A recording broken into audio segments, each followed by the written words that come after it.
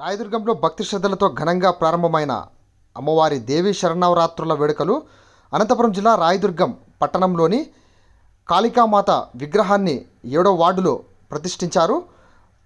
6వ ఏడాది అమ్మవారి విగ్రహాన్ని కొలువు తీర్చినట్లు మంటప నిర్వాహకులు తెలియజేయడం జరిగింది.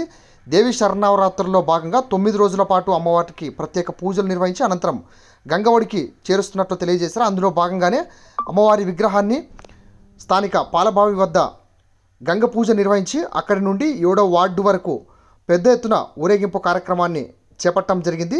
ఊరేగింపు కార్యక్రమంలో మహిళల డప్పు వాయిద్యాలు అందరినీ ఆకట్టుకోవడం జరిగింది.